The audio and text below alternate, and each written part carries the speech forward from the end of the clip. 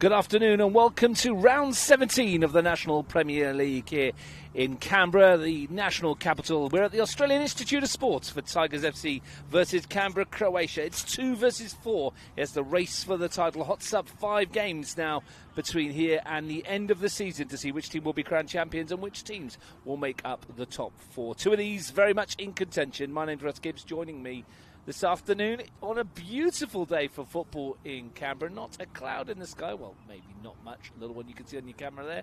Blue skies, not a breath of wind. Hey, this is looking immaculate. Ian Worthington also looking immaculate in your ski jacket. Thanks, Russ. Good afternoon. I thought I'd go for a different look today. And last time we were on commentary together, I was shaking for pretty much half of the second half, and so I thought I'd come a little bit warmer in the shade. And as beautiful as it looks out there, and it is a stunning day, the trees and the shade comes over us here, and it gets a bit cold later on. Let's quantify that. You weren't shaking because you were nervous. You were shaking because you were freezing cold on the top of the scaffold there at, where were we, Deakin Stadium? We were at Deakin, and I knew that there was a really late goal that was going to come, so I wasn't shaking with nerves. I was very, very excited in what was actually a brilliant game last week between two top sides. Going to get one today as well, I think. Canberra, Croatia's second on the table. Tigers fourth. Let's take a look at the league table as it stands. Gungahlin United, 37 points from 16 matches. They've got a 5-point cushion over Canberra. Croatia have 32 from 16. O'Connor Knights, 32 from 15. Tigers FC, 25 from 15. Monero Panthers, 25 from 16. Tuggeranong 19 from 16. There's your contenders for the top 6. The other game this afternoon is at O'Connor Enclosed. The Knights, who we'll come to in a minute, Ian, quite brilliant on Tuesday in the cup tie against Macarthur. They'll play Tuggeranong United. A win today will put them to within 2 points of Gungahlin United, who are in action here tomorrow against Canberra Olympic. I'll be here with Steve Forshaw for that one. The other game tomorrow sees Ugali, who closed the gap on everybody last week. 4 points to Olympic 6. They play Monero Panthers, but how good were O'Connor Knights on Tuesday? Well, first of all, what a brilliant occasion, and how fantastically well O'Connor Knights and the region represented itself. In a great ground that we know so well, and then with that apprehension, you then look at how O'Connor Knights are going to go against a very, very good A-League side, and they were fantastic from start to finish. The energy, the work rate, the everything that O'Connor Knights did. And on top of that, a very, very special goal for Pakimanda as well. And, what a brilliant evening. And full credit to O'Connor Knights. I thought they were superb.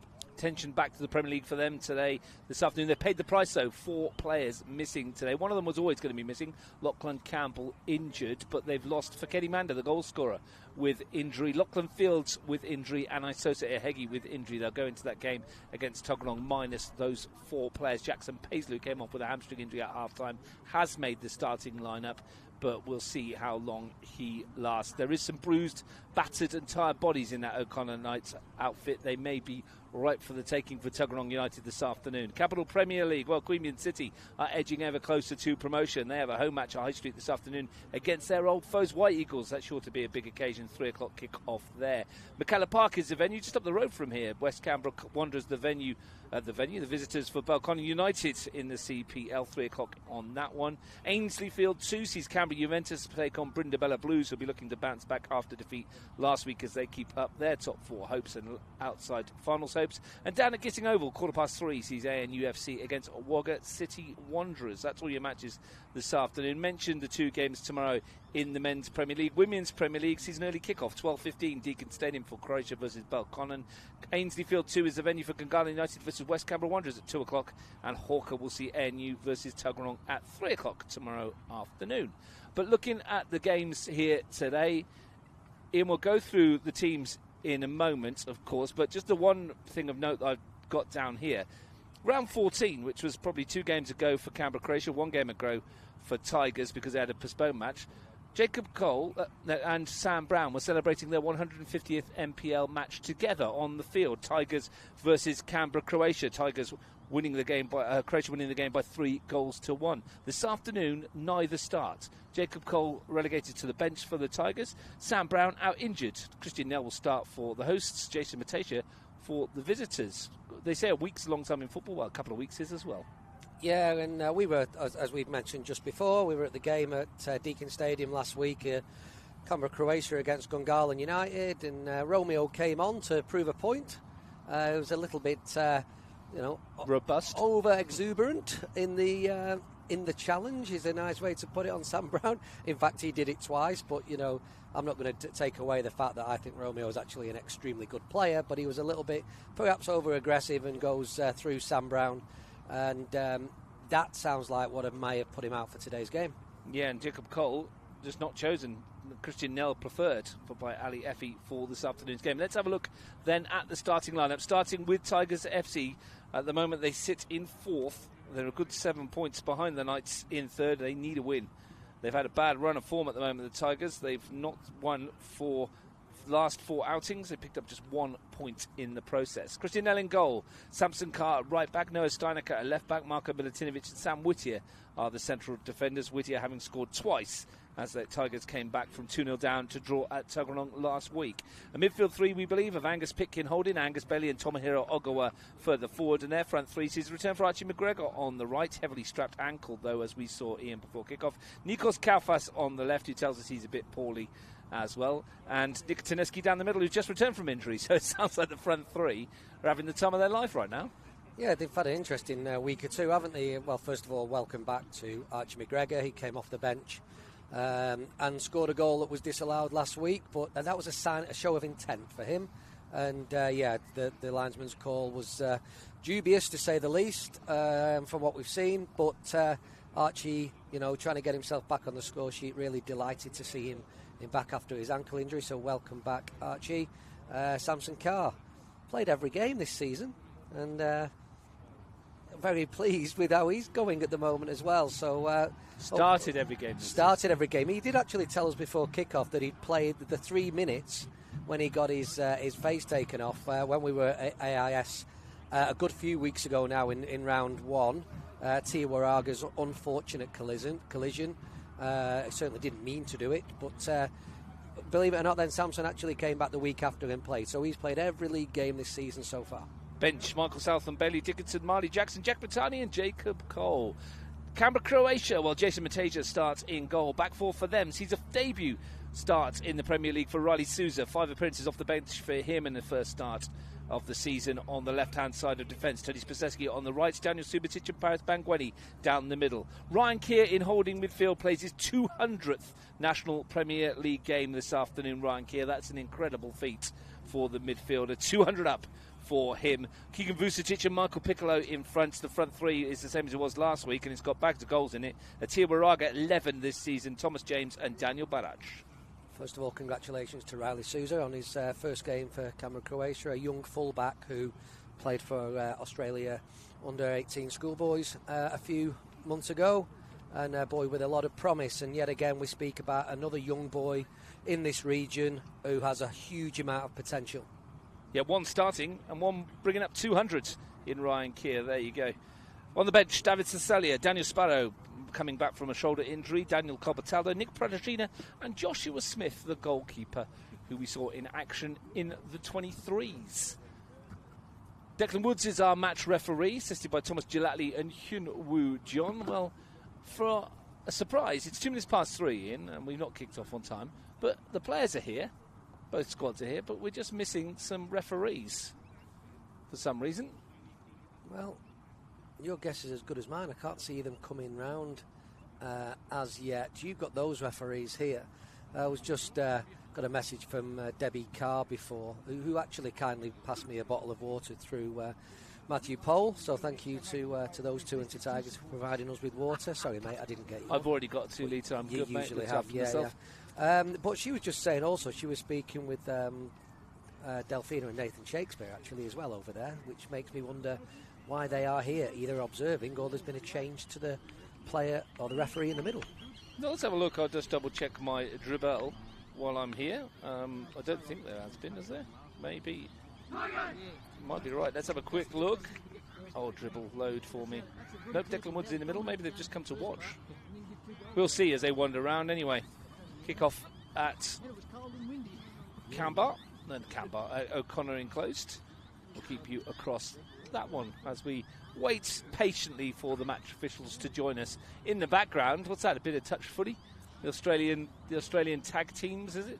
I believe. I checked the board on the way into the AIS, and it actually says like American football. Well, maybe it is gridiron or something. Bit of gridiron going on. I nearly said NFL, but it's they're not NFL, is it? Well, they're definitely not in this country. They've definitely not padded up, have they? No, they've not padded up, and there's no actual posts around either. So yeah, a bit of college. So maybe it is some version of grid iron. It must be high performance though, because that's why we're over this side. You're only allowed high performance there. Green and gold. Olympics is on, of course. Australia doing pretty well in the medal table. Yeah, I think they're behind Great Britain, of course. I think they've gone above them this morning because they've won some more swimming medals. Okay. As you do. Well, they retire. Australia retires at the end of week one, don't they? Is that not the general rule? Once the swimming's done, yeah. Special mention, though, to the BMX. What a story that is. The female BMX gold medalist who brother, a couple of years ago had an accident as a BMXer himself, fell into a coma. They've supported each other all along. And actually all the media shots are of the two of them together, her with a gold medal around her neck. So it's pretty... I got a bit emotional as a non-Aussie watching that. I thought it was absolutely fantastic. BMX certainly brings out the stories. Told you I did a voiceover for a documentary movie that was made called Ride. About BMX racing. I had to do the commentary from the 2012 London Olympics, mate. Nice. Well, there you go. Stories that we get. Here's Declan Woods out there in the middle, ready to go. A little bit later than scheduled.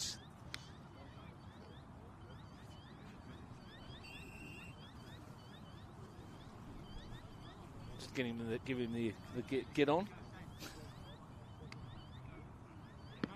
Delphina Shakespeare's obviously tuned in because she said she's on the game tomorrow with Nathan. They're on the hill watching, so there you go. You did spot them. They're on the game tomorrow. Well, Declan Woods is in the middle here, and we are a little bit later than we should be, getting underway. Manchester City got fined £2 million in the week. Did you see that? For delaying kick-off 22 times over the last 2 seasons. I'm not sure what the fine is for the referees for coming out late. I wonder if they get fined. Maybe Delphina can answer that as well. And I didn't see her before, just for clarity, and think, unless you think we've gone a bit mad, it was Debbie Carr who saw those two, who then passed the message to me. So nothing wrong with a bit of secondary information, of course. Well, you'd go to the source and get the fact that Declan's in the middle. And we wait. Did all right, didn't they, last week? I criticised referees a lot, and I thought Nathan Shakespeare was fantastic in that game last week. And I know he's probably listening, but, I actually mean it as well. I thought says it with such conviction. Yeah, no, I thought he was brilliant in the middle, and really enjoyed his refereeing, so well done. I'm sure he'll be able to sleep easier at night now, exactly. knowing he's got your seal of approval. I'd be a terrible referee. I'd argue with myself. Christian Nell's first touch is to find Sam Whittier. Speaking of refereeing, he spoke to him before kickoff. He said he thought he was fortunate to stay on last week at Canberra. Potentially could have had 2 yellows. What's going on with his hair over there, with the top knot? With Sam Whittier in central defence. Well, since you brought it up, I wasn't going to bring it up, but I didn't know Sam would ever come out with a top knot, but there he is. Hopefully he can play as well as he has been doing all season, regardless of the top knot. Kalfas, overlapping run from Carr. First attacking threat for the Tigers. Also drop of the shoulder from Carr. Couldn't quite get it past Bangweni though. Put away by Michael Piccolo. It was Archie McGregor, actually. Oh, my apologies, it was McGregor, making the run down that far side. I'll tell you what we have got is the 28th NPL meeting between these two figures. Croatia won 15 matches, Tigers have won 7. 5 matches have ended in draws. Give me a nice stat on goals in a minute, Ian. We know we love goals. We love stats. Spaseski finds James looking for Waraga. Could give it to you now. 27 NPL matches between these teams have seen a remarkable 124 goals scored. 79 by Croatia, 45 by Tigers. It's not bad, is it? Well, both teams we know like to attack. There's a lot of freedom There's a structure behind both teams defensively, we know that, but across the front end there's a lot of fluidity. Ogawa skips past one. Kalfas, 2 ahead, McGregor inside as well. Ogawa under pressure from Vucetic. Back for Carr. That is Carr. Whittier. We were fortunate enough to be here the other night, weren't we, for the Olympic game against Fiji, and we were stood pitch side. Thank you to Frank Asia and Matthew and everyone at Olympic for inviting us to be pitch side on the bench, and it was a brilliant occasion. But the pitch looked fantastic as well, didn't it? All rolling extremely well. Absolutely beautiful, playing as well as it does today, hopefully. Archie McGregor upended free kick for the Tigers, and Nick Taneski lined it up. The sun is a factor at the AS. You can see the shadows lengthy on the fields. Ran into Jason Mateja's eyes in the first half. In the first 3 minutes of the game. Taneski to launch it in, and well, unmarked completely, and nodding home is Sam Whittier from the set piece, and that was far too easy for the Tigers. But Whittier scores in successive games with headers, and Tigers are off to a flyer. Great delivery, bent his run to the far post. There was actually 2 players there who could have got their head on that, but it's Sam and his top knot who put his team 1-0 up. 4th goal of the season in the 4th minute for Sam Whittier. And well, that will make Dina Greenwich particularly cross, because it was very straightforward indeed. Nick Taneski picks out his skipper, who nods his team in front. And just the start that the Tigers wanted. And I mentioned that goal feast that we've had down the years between these teams. Well, perhaps there's another one on the way.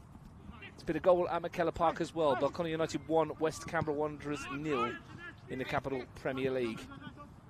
Here's Spaseski. Waraga. They had to respond a couple of times last week, Canberra, Croatia, didn't they? Ultimately went home with nothing. They go again. The Tigers, McGregor's pass, and Kalfas is offside.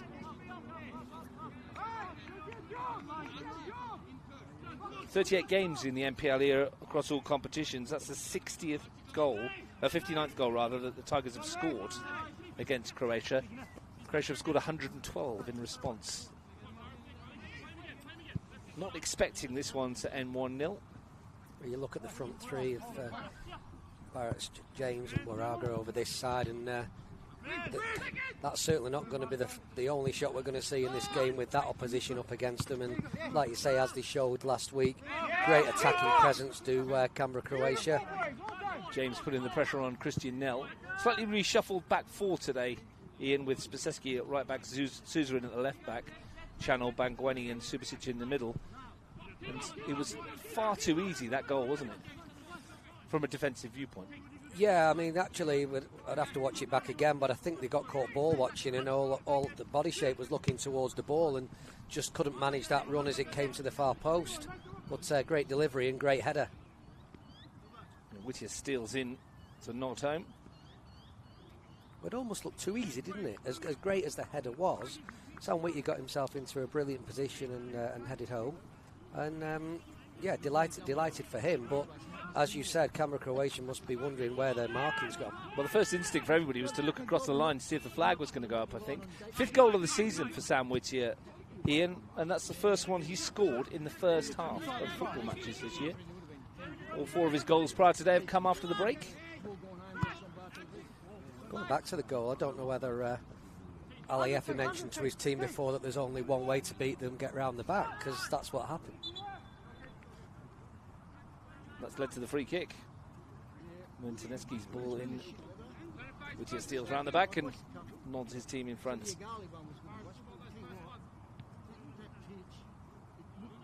Tigers haven't won for 4 matches, like I said at the top of the broadcast. Picked up just 1 point out of the last 12 available, and it's the kind of run that's dropped them off the pace to potentially be league champions. The game in hand, though, against O'Connor Knights. There's McGregor. Started lively. Yeah, he certainly has. He's full of energy, isn't he? He's been bursting for this start after a long while out with that ankle injury. Chance for Raraga, first opportunity to see him in action. He's had a top draw season. Barac in towards Vucetic. Might come for Spaseski, the former Tiger, who goes down in the area under the challenge of Angus Bailey. No real appeals, and Tedeschi can sprint away and carry it a long way. Can't get it past Subasic, comes for Angus Bailey. Ogawa. McGregor backing his pace. Sousa came across. I'll tell you what, they don't lack for height down that right flank, do they? With Carr and McGregor. Yeah, both over 6 foot. Modern day fullbacks are not 5'9", 5'10", 5'11" anymore. They're generally very lean, very tall, and just ahead of him with Archie McGregor. Both still young players, in all honesty, in the grand scheme of things. And like I say, Archie started the game full of presence, full of energy. He's had the ball loads already. Here he is trying to tee up Bailey. He's going to come up for Steinacker. It is a very big back four, isn't it? With Carr, Whittier, Milutinovic and Steinacker. They're not exactly lacking in height. Yeah, even Noah Steinacker playing left back is actually very, very capable at centre back as well. So it's, West Bromwich Albion stayed in the Premier League a couple of years ago based on 4 centre backs at across the back line. I can't believe you've just compared Tigers FC to West Bromwich Albion. Well, all sorts of things happen in our commentary, don't they? Sometimes, unfortunately, yes. Yeah, colours aside, and no one would have a clue either. Could be saying anything. They could have had 4 midgets in the back and no one would know. I mean, I'll pick you up on it, mate, for sure. Someone out there would know. There must be a West Brom fan around. Just speaking of Midlands clubs, Josh Smith, who's on the bench today, who's actually coming to the UK with us in January, Russ, his dad, who does some great photography work, they're Aston Villa supporters. Well, I know this because Josh Smith, in his player profile, told us he was once a mascot, I believe, at Villa Park. And didn't he walk out with John Terry? I believe so, yeah. They've been sending their... And I believe the game was Aston Villa versus Bolton Wanderers. I didn't know that. Well, there you go. You talk about knowing pointless information. Yeah. There's some for you. Well, if it was in the Premier League, Josh wouldn't have even been born, I don't think. So it must have been a cup game. Could have been something like that, yeah. Anyway, there you go.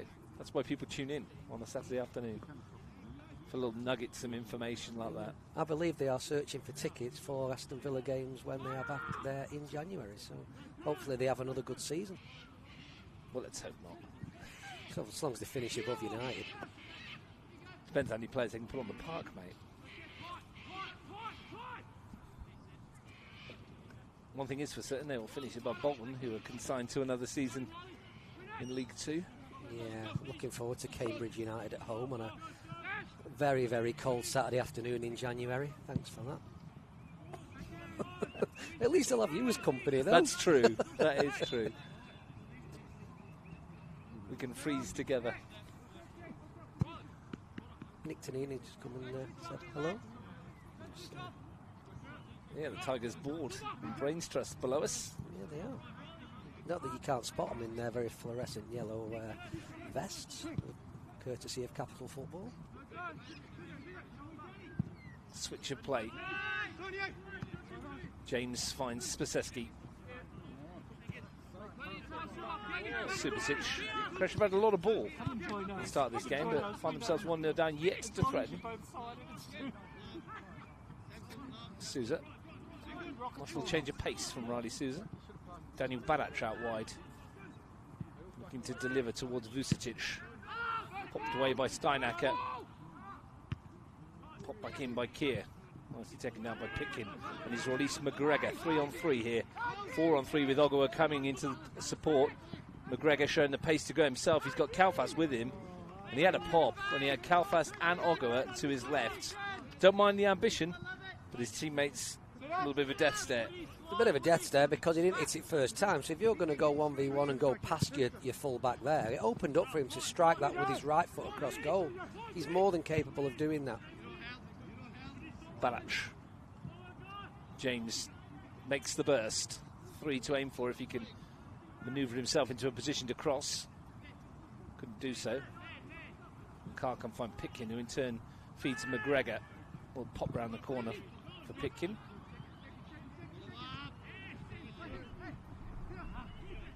Ogowa's had plenty of touches to start the match. Canberra Croatia have been amongst the goals in the last half a dozen encounters. They've scored 23 times across that period. So you would expect them to be able to find the back of the net today. Kalfas looking to add to Tigers' early lead. Bangweni with him, but he still managed to dig it out as Poseski needed to win that. There was 2 unmarked behind him. Important header. Whittier. Carr. Happy to go back to Milutinovic. Whittier. Good touch, Ogowa. Kalfas.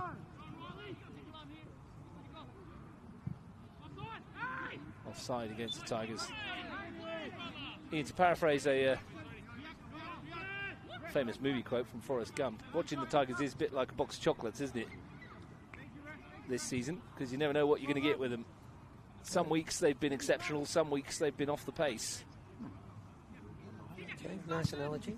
Thanks. Piccolo looking for Barac. And he's got half a yard here, Daniel Barac. He can deliver. Well positioned Milutinovic. Now, if CFC would have scored then, I would have put your analogy right in there. As you've done many times before, Rush, you call it and then things happen. I've had a run this last couple of weeks. It's been a bit weird. Well, the last-minute goal or injury time goals things last weekend was freaky. It was a bit freaky. And there was on the one on Sunday at Deakin when I was saying something was, we felt like something was going to happen and they equalised straight away.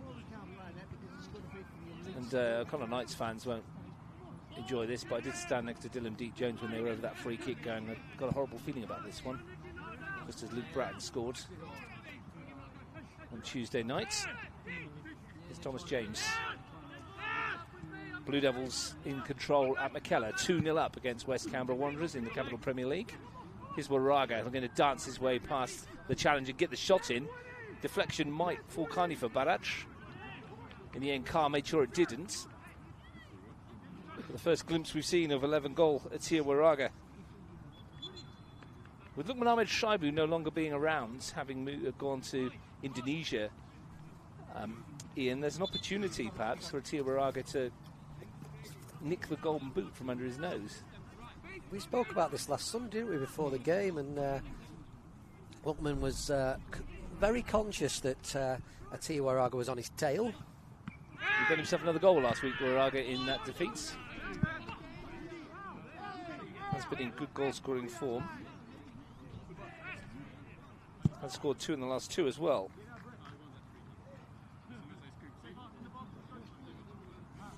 A fine young talent. He's had a great season, hasn't he? Capable of playing anywhere across the front three. Finds himself on the right-hand side regularly, but very capable of, we spoke about it before, the flexibility across the front three. In all honesty, very similar to Gungahlin United, who've been great with whoever they put up there this season. But Canberra Croatia certainly have real quality in that final third. Scored heavily last season at Waraga in the youth grade. Broke into the first grade towards the end of the campaign, but this has been a breakout year for him in terms of a regular starter and a regular on the score sheet. In fact, it's been noticeable that quite a lot of the goals from Canberra Croatia has come from young players this year. Kadajina's bagged 8 of his own. Spaseski, Vucetic, Waraga. Held up by Bailey, and Spaseski charged down by Tineski. Kadajina amongst the substitutes today. Might be called upon at some stage. I expect he will, and he's certainly a threat when he comes on. Barac will clip, try to get it past Carr. Half-hearted shouts of handball. From Daniel Barac alone, though. Piccolo.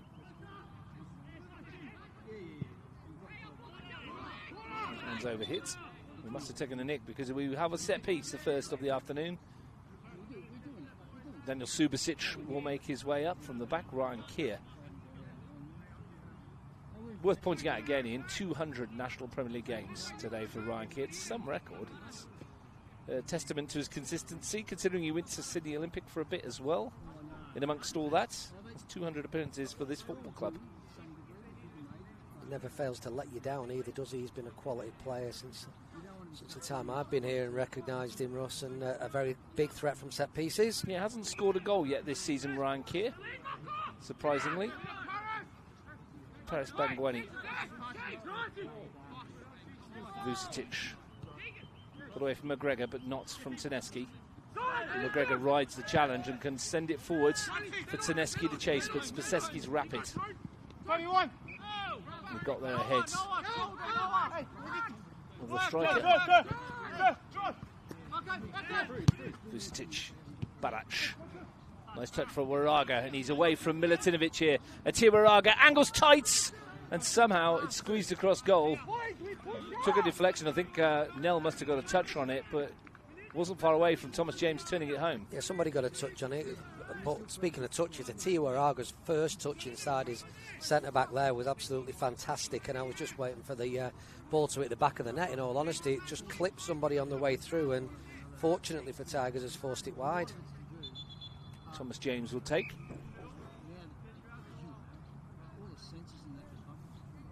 Once Declan Woods has told everyone to stop pushing and shoving, that's a good delivery on that, and Ryan Keir did meet it.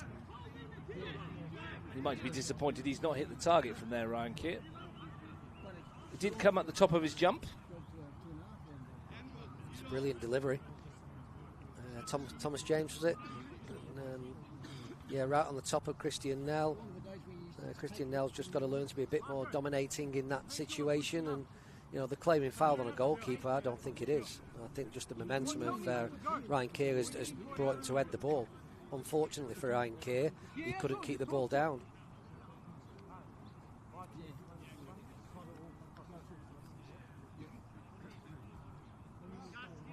Christian Nell between the posts today. Fifth start of the season for the young goalkeeper. He's had a couple of appearances off the bench as well.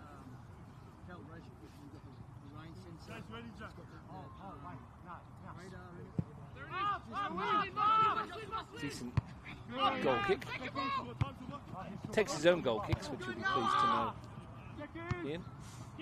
Yeah, absolutely. I'd be disgusted if he didn't, in all honesty. As every goalkeeper should, and I know that's what you just kindly tipped me up to say. Alluded to. Yeah. I know you love others. I won't get that bee in my bonnet. Calfast, space out wide there for Carr on the overlap. If he can get there and met it on the half volley. A famous occasion where you were particularly unpleased with. That was a couple of Premier League grand final at the Riverside. You did make mention of it once or twice.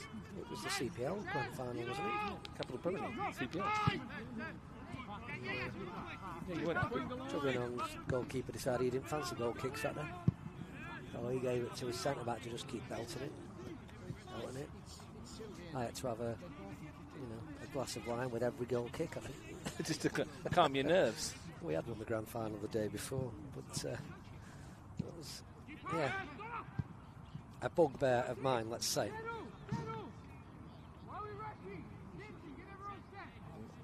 Tigers lead. Goal from Sam Whittier coming early. 20 minutes gone. It's been a goal at O'Connor as well, and it's gone to the Knights. O'Connor Knights 1, Tuggeranong United 0. Bouncing back from cup disappointment on Tuesday to lead with a depleted squad. Some defensive work to be done here for Canberra, Croatia. Nikos Kalfas will take all that tall timber that we mentioned earlier. Well, they're all taking up positions of prominence inside the penalty area, and the delivery does not match. Poor from Nikos Kalfas. Must frustrate you when you're a coach, Ian, when you've got players that are tall and can head a ball, and you've got a player like Nikos Kalfas who's very good at delivering a ball, and he comes up with something like that. A little bit disappointing, and also considering the quality that Nikos Kalfas has, you'd expect a little bit better from him. He probably expects a bit better from himself. Well, that's some ball from Ryan Keir, just a little bit too hefty with Daniel Barac. Nice idea, though, to switch. He did drop to his haunches out of camera shot there for a moment after that corner, Nikos Kalfas. Well, you spoke before about him being a little bit unwell, didn't you? Yeah, before kick-off. I think some of his teammates were riling him up a bit, saying he works in a cafe. How can he be sick?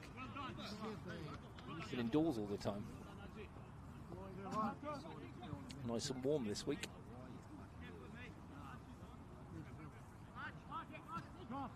Teammates, they've got your best interests at heart. Looking after you. That's why you never tell anyone in your team that you're ill, do you? Because you'll get all those pearls of wisdom. Yeah, most of what we can't repeat on air. Absolutely. Piccolo forward for Barac. Touch finds James. Got Angus Bailey in there. That's a firm challenge from McGregor. And the Effie must be pleased with his team's application so far. Sousa steps in. James. Good ball down the middle. Now there's an opportunity if Waraga can tee it up. For Vucic, almost got its way through to the on-rushing midfielder. It's a lovely ball from Thomas James into that danger area.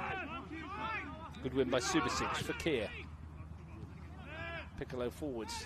Touch from James. Sliding challenge from Carr on Piccolo, and it's been deemed a foul. Samson Carr looks in disbelief as he wins the ball with the first tackle. Problem is, and we've seen this plenty of times this season and in the last few years, you can win the ball, but if you go lunging in like that, you're asking for trouble. Don't know, is that a lunge though? He's almost sat on his backside before he's then made the tackle. Anymore, can you? No, you can't tackle, and every time I'm on air I mention you can't tackle anymore. And my mind hasn't been changed, because there's another example of not being able to tackle anymore. What's the score? 2-1. I think that stuff over there is called flag football, mate. I think that's what they call it. What gives that away, mate? It's the flags and the football. I was watching it on ESPN the other day, actually, funny enough, the World Cup. Maybe it's the same team. There you go. Thomas James to take this free kick. Plenty of players inside the area. Again, nice delivery and really good ball. And Rank here meets it. And well, he hasn't scored all season. He's got one now. Brilliance from Ryan Keir on his 200th appearance.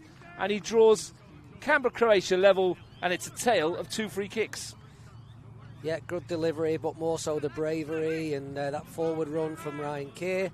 Congratulations on your 200th game and your first goal of the season. Tremendous. Mentioned it off the last one. It's a surprise he hadn't scored this season. Well, he has now. And we're all back on terms. We can't go without leaving the fact that that's the second, if not the third occasion where Christian Nell has to have more of a presence in his goal when those deliveries, because Canberra-Croatia are ruthless now. They're aware of a little bit of frailty with Christian Nell there, and don't expect it to be the last time they go and put it on top of him. Free kick, header, goal, 1-0 Tigers. Free kick, header, goal, 1 apiece. Here's Nick Taneski, hoping to restore Tigers' advantage. Not a bad ball in, Bangweni away. Barac wins the header. Comes out to Sam Whittier, who has gone down in a heap, and he was clutching his Achilles. And that does not look good. Come back to that in a minute as McGregor tried to bludgeon his way through. He's still going. Might come for Taneski, who's down under the challenge by Vucic. Free kick is given. But I'm not sure what happened with Sam Whittier. It looked really innocuous, didn't it, Ian? He went for a ball in the air and tried to clutch at his Achilles before he even played it. And that does not look good. He's in a lot of pain here, Sam Whittier. A whole heap of pain. And it's substitution straight away. Yeah, and I think it's going to be more serious than that, dare I say it. Well, you could see when he went to volley the ball, he tried to clutch at his Achilles heel before he even made contact. And when he went down, there was another clutch at it. And the skipper seems in agony there. There was definitely no contact from what we saw here.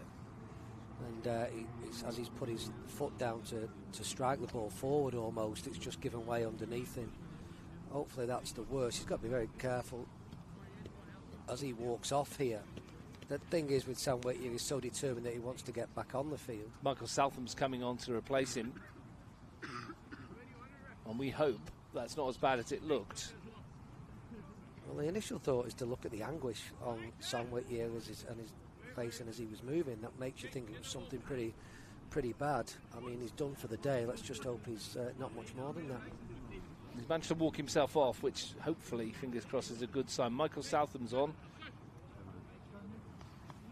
The average height of the defence hasn't really changed much, has it? Meanwhile, we've got a free kick in a very good position on the edge of the box. Nick Taneski has placed it. Jason Matesha has put 5 in his wall.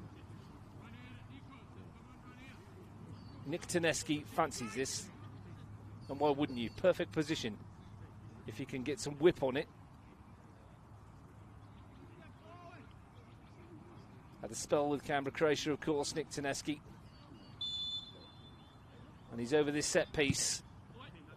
Had Mateja rooted to the spot, but didn't quite have the accuracy.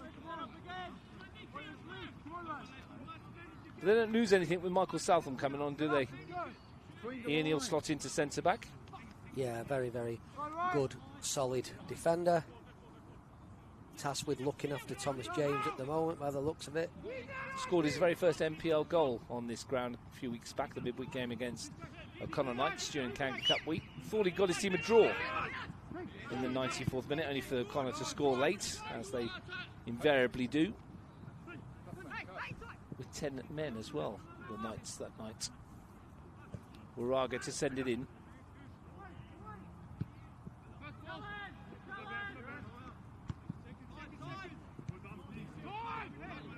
Souza. Barach.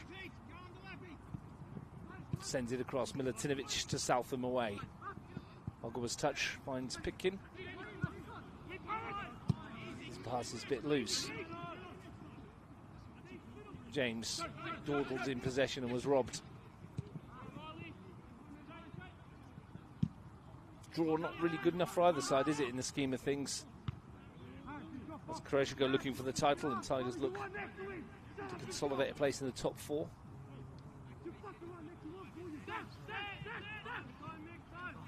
Long way to go though. Very tight game. No team is really dominating this one.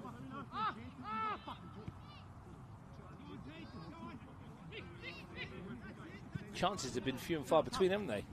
We had the Waraga one that was off target when had the touch. But other than that, neither goalkeeper's made a save, yet both have picked it out of the net.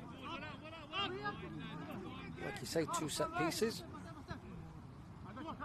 Free kicks from a little way out.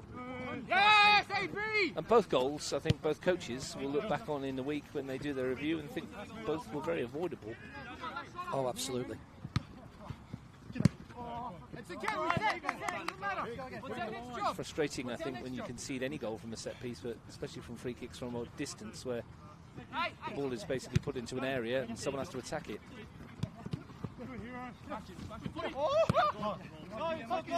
Put one out of play. And another goal at McKellar, but this time it's gone to the visitors. Belconia 2, West Canberra Wanderers 1. Themselves a foothold, perhaps. Waraga almost sent Piccolo through. Steinacker. Carry. Bailey. Steinacker's been robbed by Waraga, and he can have a go at Milutinovic here. Oh, and he's gone through the little nutmeg, and Marko Milutinovic has upended Atiya Waraga, and the upshot is, unsurprisingly, a yellow card. But he's almost taken one for the team now, hasn't he, Milutinovic? Because it was a short pass from Noah Steinacker that's created that problem. Noah Steinacker just needs to be quicker with his feet on how he receives and passes the ball there, and instead he's got it caught and dropped it short.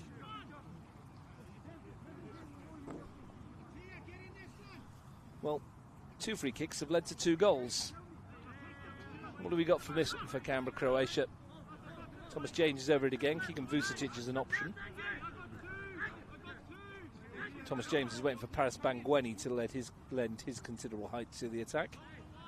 Subasic in there as well.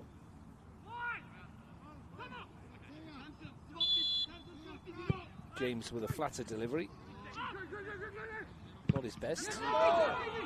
Bailey's charged that down. Like he's playing in the NRL. Yeah, his arms are really out in front of him, weren't they? And definite handball. Another goal at McKellar. Goalfest over there. Belconnen have restored their 2-goal lead. Blue Devils 3, Wanderers 1. James over this free kick again. Like a little bit more height than the one he put over a moment ago. It's a better delivery into a danger area. Oh, and it's nodded into the bottom corner. And Tony Spaseski has got himself on the score sheet against his former club. And Canberra, Croatia lead by 2-1. And his celebration, well, not as good as the goal.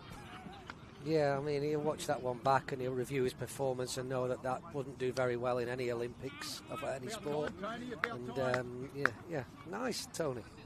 Good header, though. Well, 3 set pieces, 3 headers, 3 goals, 2 of them to Croatia, 1 to Tigers. It's one of those afternoons again in the NPL, isn't it? The delivery was fantastic, wasn't it? Whipped low, you know. Tigers defender stood still and just invited Spaseski to come through and head the ball. He sort of held his hamstring, didn't he, in his celebration? I wonder whether it was some sort of message to somebody about recent hamstring injuries or something. But the little wiggle afterwards was, interesting. Interesting, yeah. Kia finds Balash. The ball in towards Vucetic, Milutinovic away. Not the first time we've described something as interesting today, is it really? Not really, no. Using it instead of another word. Well, they were 1 down, Canberra, Croatia, and now they're 2-1 up. And at the moment, they're closing the gap on Gagarin to 2 points and putting the pressure on the Gunners ahead of their game against Canberra Olympic here tomorrow, a Canberra Olympic team. Well, it's in a bit of trouble at the moment near the foot of the table. They need something in case Ugali get a result. James again with the latest set piece. Again, a lovely delivery to the forward to far post. Milutinovic away. Spaseski to clip it back into the middle. Back to James. Loves these positions, Thomas James. Couldn't quite get the delivery he wanted, though. Pickin just lamps it clear. We should have dealt with the danger there, Angus Pitkin, and he's been a bit on top in the last 5 or 6 minutes with Canberra, Croatia. Counter-attack. Found Ogawa, and he's gone for goal. He had Kalfas ahead. Well, let me push you back to that analogy I made a few moments ago, or good 20 minutes ago now, when talking about Tigers, about what you're going to get. Well, we've seen them lead, and now we've seen them concede 2 goals off set pieces. Ali Effie must be cursing over there on the sideline. He's not going to be happy conceding 2 pieces. 2 pieces? 2 set pieces, 2 pieces of chocolate. He knows what we're talking about. Forrest Gump does. Because life was like him. Yeah, thanks for comparing somebody to Forrest Gump is not the best thing. You've been compared to worse. Well, Tigers' turn to try and turn something around. These two don't do 0-0s. Goals are given. What's with the linesman there? I mean, forget that his legs actually move sideways to actually stop that ball coming back in play. They're not allowed to stop it. Just let it hit his sheet. Yeah, but what? Bailey finds Ogawa.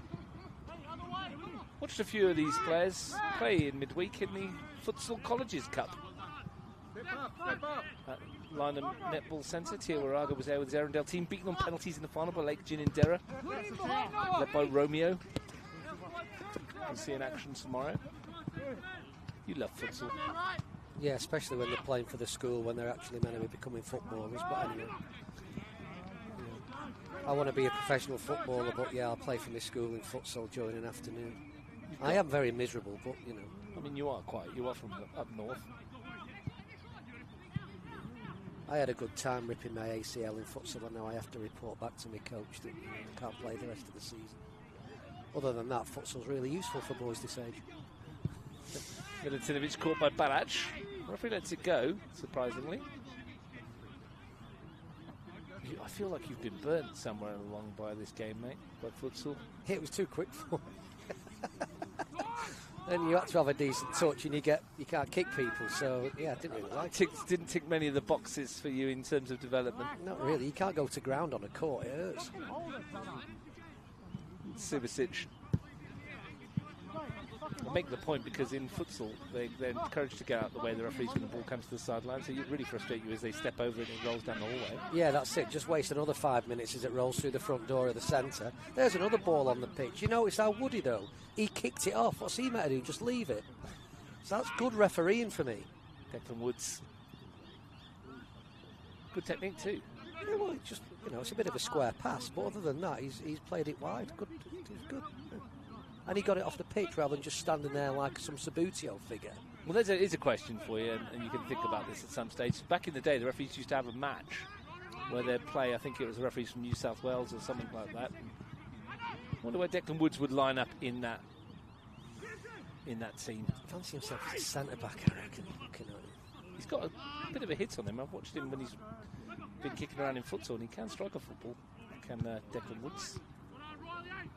Useful skill to have as a referee. Linesman down this side, looking at his mobility with his feet, probably the best position would be the bench, I think. Well, that's a bit tough for him. I wonder if they ever bring that referee's game back. I'm happy to referee it for them. Well, that's the funny thing, isn't it? Yeah. Maybe a player or a coach could actually referee the referee's game so they know how it feels. Declan Woods has pinged Canberra, Croatia here. Spaseski's foul on Nick Taneski, an opportunity 7 minutes before the interval to perhaps get themselves back on terms again. You wouldn't believe it at O'Connor, but the goal scored, I'm led to believe, by O'Connor Knights was yet another penalty in a Tuggeranong United match against them. Mitch Stevens will be going berserk. Haven't seen the incident yet, but they have conceded so many penalties in games this season. They haven't conceded a goal from set play, from open play in the last one goal in the last 6 games. Tuggeranong, they're all penalties or finishes from free kick. It's remarkable.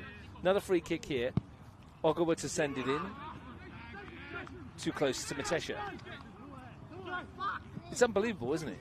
No, it depends whether it's a penalty or not. Well, I mean, we can't see it, but I mean, just the fact, we'll have a look at half time, but just the fact that yet another Tuggeranong game features yet another penalty. Something needs to be done about their defending, perhaps. Vucetic through the gap to deliver for Waraga. Might have got a touch. Spaseski will retrieve this and get past Southam and dribble in. Piccolo. Southam's recovered. Too strong for Atia Waraga. Great fullback play from Spaseski, wasn't it? Just to get himself forward, get him advanced runs, and very positive, promising run when he actually got on the ball as well. He's having a good game, isn't he?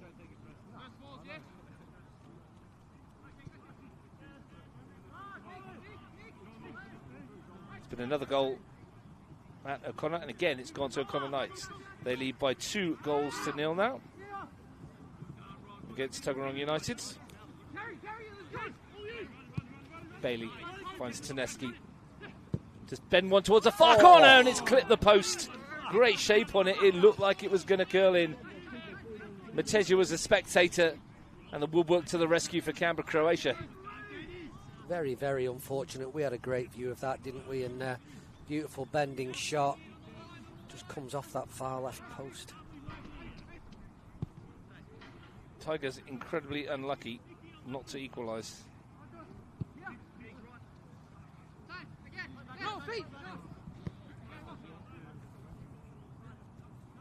I'm going to pass you the phone. You can play the play, and you can make your mind up about whether this is a penalty or not. I can't see it. We need to press play first. Southam over the top for Kalfas. Souza, the marker. McGregor's made a good run into the middle. Kalfas past the first challenge. They were lining up on the edge of the box for the Tigers. Nikos Kalfas couldn't find an orange-coloured shirt.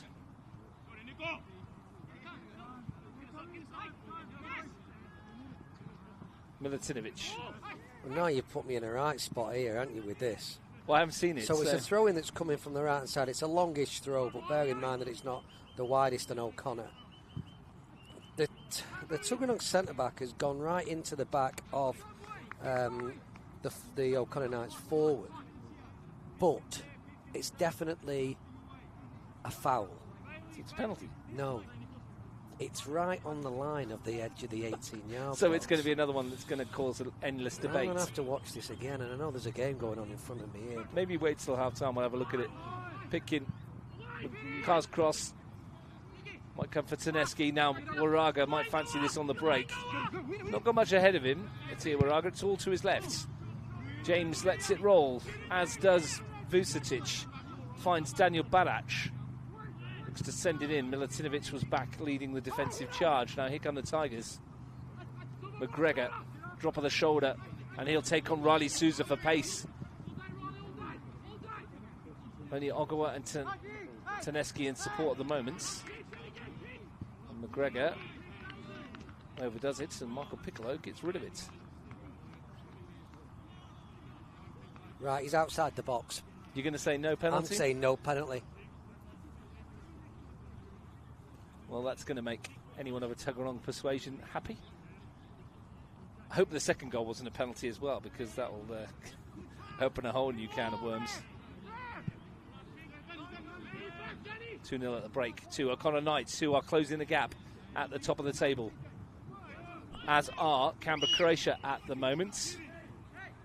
O'Connor Knights goal difference plus 11, plus 20 for Croatia, who felt they should have had a free kick there. Ogawa. Tigers' goal would change things, of course. McGregor going to take on Souza, and pulls up a bit lame on that ankle. Archie McGregor. Yeah, just observing that there. It's definitely he's holding his right ankle. And that's the one that's been causing him some grief, wasn't it? That's the one that kept him out for quite some time. Heavily strapped. Yeah, we saw before the game that it was strapped up as well. And he's asking the bench, I think, how long there is to the break. We've got a bit of intel on this anyway, haven't we? And my prediction is that he was playing first half today anyway, and he wasn't quite ready to come back for anything more than that. So get him through to half-time and then make the change is what I am predicting. Waraga, meanwhile, because he is struggling. I tell you what, Nikos Kalfas is struggling a little bit in the middle as well there. If the camera pans over, where you'll see him, he was on his haunches and he was sucking in the big ones, so maybe he is struggling a little bit with illness. Well, we knew before the game that there was Archie McGregor coming back from his ankle to try and get him through the first half, and then you mentioned about Nikos Kalfas being unwell as well all week. And been a fair bit of influenza floating around Canberra, hasn't there, the last week or two? Got a question on that. Do you? I'm not a doctor, so I probably won't be able to answer. I'm not the brightest spark, but is that basically flu? Influenza A, it's a strain of flu, yeah. So why do we? It's a virulent strain of flu. So apparently it's worse than normal flu. It's like man flu, but for everybody. No way, it's not. But man for everybody, flu. It's not man flu, and I have had it on good evidence, if you like, that man flu is actually meant to be worse than giving birth, apparently. So you can't say that. Well, I'm not saying it. I'm saying I've had it on good authority that that's the case. So. I won't ask you who told you that. No, so many men have said that to me. And, but this year, apparently, it's a bad old strain of the flu by all accounts. Not great. And if he is struggling a little bit out there, Nikos Kalfas, he'll try and dig in for the rest of the half. He'll chase this. Almost get a touch on it. Canberra Croatia leading, having been trailing. Vucetic, nice little touch, but Thomas James was on his heels. That's a lovely turn from Pitkin to get away from Piccolo and Vucetic, and he's going to release McGregor here. Can slide it down the channel.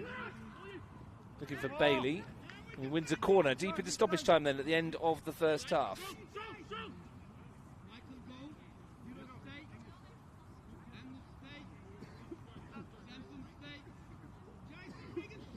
can they get themselves back on terms?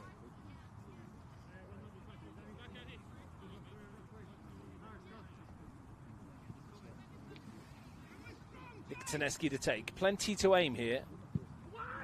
In towards Kalfas, who leapt high. Good clearance by Vucetic. James won't be able to turn, but it won't matter, because that'll do for half-time. And Ian, good response to Canberra-Croatia. Went 1-0 down, but they've hit back and they lead at the interval. Very, very close game, isn't it? Two very good teams fighting it out. Some fairly decent football being played. Not a load of chances, in all honesty.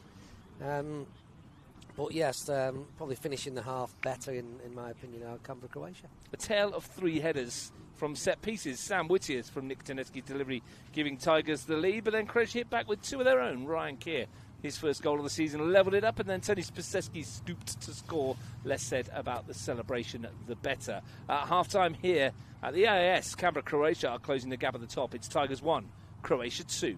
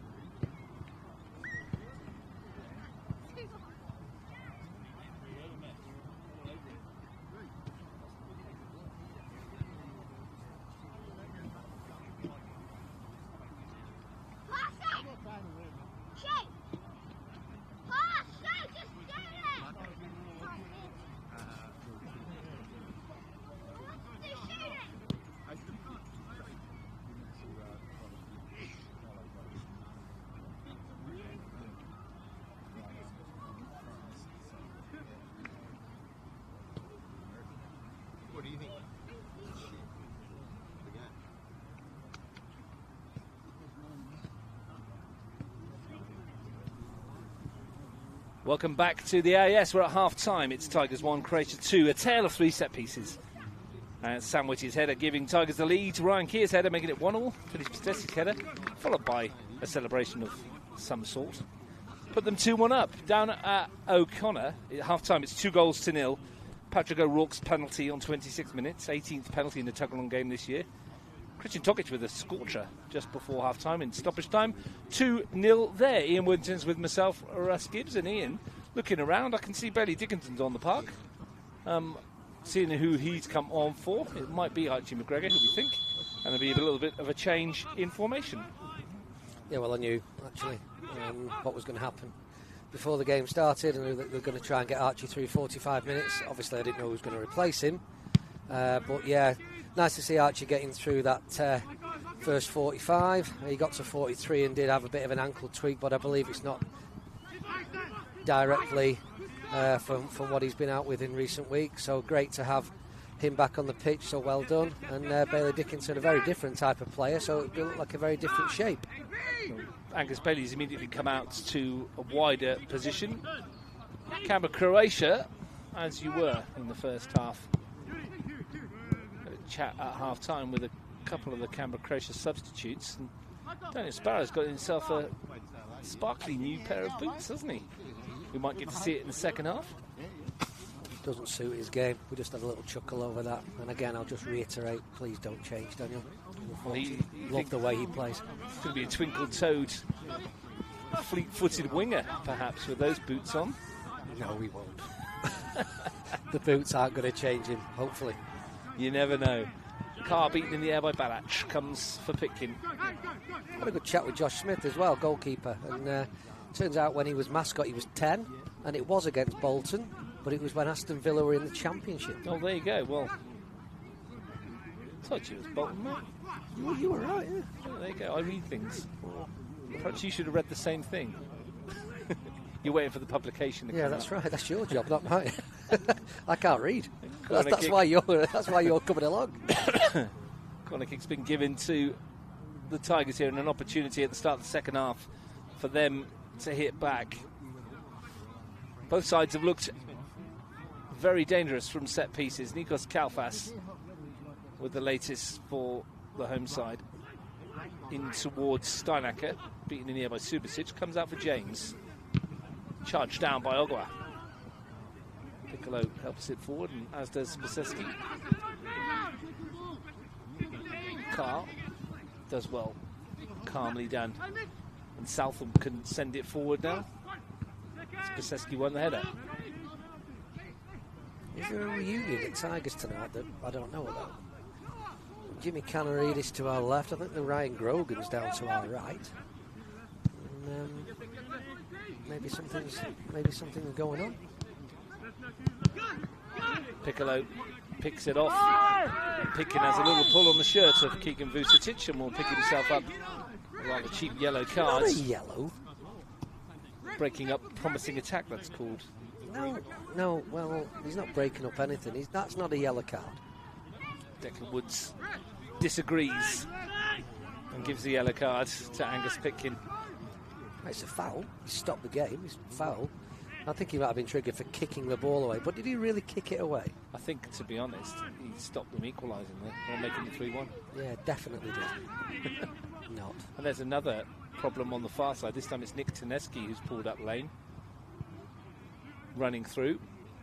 Maybe he's just putting his boot back on, and hopefully he's just lost his boots. Trod on the back of it, perhaps. Kalfas, who seems to be better. Carr does well, steps inside. Kalfas will change of direction, can hit a ball. Nikos Kalfas elects to find Bailey instead. Bailey's not offside. Sorry, that was a real outburst. You have said that because they can't see it on the camera, but the flag is up for offside. Just down there, Kimu-jun. But as you might have figured, that Ian Worthington suggested it wasn't. I suddenly fell back into my coaching with that outburst. I'm sorry for anyone who jumped off their sofa at home, but I'm not going to change my mind. Ryan Keir to send it. And you know what? Nikos Kalfas should have actually shot and not played it through to him, because he got the opening from about 16 yards out and should have pulled the trigger with the quality that he has. He can strike a ball, as I mentioned. He's up with a fair amount of pace on it when necessary. Milatinovic finds Michael Southam. First half substitute Michael Southam for the stricken Sam Whittier. Carr, oh that's nice. Finds Bailey. Bangweni away, only as far as Carr again. You might have heard the cry of anguish as Riley Sousa was nutmegged. Ogga has won it back. Bailey Dickinson eventually gets it under control. Samson Carr. I think it might have overhit that one. It will be a goal kick and start to the second half perhaps. Tigers on the front foot though, Ian. They're on the front foot. To be critical of Samson Carr, he just doesn't get his body round on the delivery. Got his body facing towards the goal. The second time he did it once in the first half over the bar. Just a little bit of a tweak for him to get those deliveries right. And he watches the games back, so I know that he'll self-analyse himself on that anyway.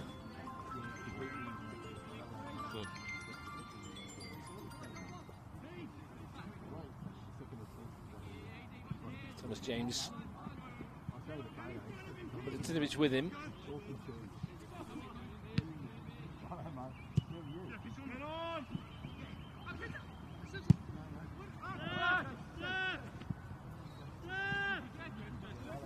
Got word from Sam Whittier that it is an Achilles injury. It's not fully gone on him, he says. But it is a tweak on that Achilles, which is why he can't be with us after the first 20 minutes or so. Thomas James to send it in. Waraga nipped in front of Southam just momentarily. And there's space here for Ogawa. Both midfields have gone missing at the moment, and here goes Ogawa. Kalfas. Bailey's with him. Here goes Kalfas. It's good defending that, Radi Souza. Great defending. He's predicted the direction that Nikos Kalfas was going to go. Gets his body across, and yeah, really good defending from the young left back. So that's bad news, Achilles tendon injury, Ian, but good news that it's not fully gone. Great news, it's not fully gone. Good news for the local barber as well, because maybe he can get his hair cut if he happens to have a few days off training. You're not a fan of the top knot, are you? I'm not a fan of the top knot. I'm a fan of Sam Whittier. I think he's a quality player, but maybe not the top knot. It's just jealousy, isn't it? Taneski descended in. Steinacker got up highest. It really isn't. You think you can grow a top knot? No, don't even challenge me with that, because I'm not going to do it. Do it. If you want to see Ian Worthington grow a top knot, just drop us a line. Nobody wants to see Ian Worthington top knot or not. The fans will speak. Subasic forwards. They often have. But again, we can't repeat that on air. Spaseski, whose goal is the difference. 2-1 Croatia at the moment. Reminder, we'll be back here tomorrow, myself and Steve Forshaw in this very spot. Canberra Olympic, the visitors to league-leading Gungahlin United, and a Canberra Olympic that are desperate for something. By that stage, we will know how Ugali have gone against Monero Panthers, and that will give us an indication of where we're at in the league table. Next week, I'll be joined by Liam Warren in Griffith. I'll be at Solomad Stadium for Ugali versus O'Connor Knights.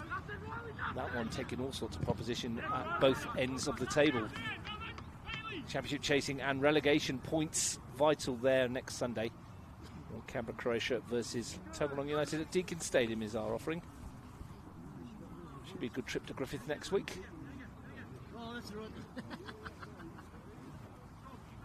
When we booked that trip a few weeks ago, we weren't sure where Ugali would be in the scheme of things, giving themselves a chance. Nick Taneski with this corner kick into the crowd. Barac wins it. Well, the chase is on. Souza got there, but Ogawa nipped across the turf to take it off him before the counter-attack could really get into full swing.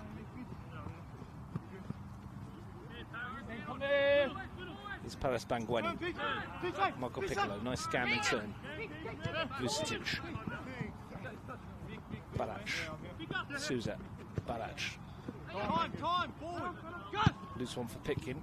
Ryan Keir strong with Ogawa. Toe from Pitkin, took it away from Piccolo. Taneski. Steinacker from fullback. Ogawa's out wide. Can he find the right delivery? He can't. Came off Spaseski's heels, and Vucetic can maybe start something here. Spaseski to turn. Now it's 3-on-2. Thomas James. Waraga in the middle. Barac with him. It's towards Barac. Carr got rid of it and almost played it straight to Atia Waraga. He's played it off Atia Waraga and won his team a goal kick. Yeah, a little bit fortunate. Made the right decision, but fortunate to get the decision his way.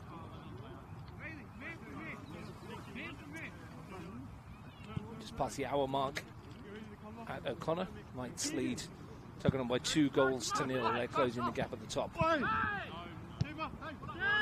Croatia doing the same. It's up rather nicely in a couple of weeks for the Croatian derby. O'Connor enclosed. Always an occasion. If there's points on the line to go towards the title run, well, it'd certainly be even more of an occasion. Milatinovic, Bailey. Gungahlin the team to beat though at the moment. Kalfas. Bailey eased off it by Keir. Good recovery run by Keir.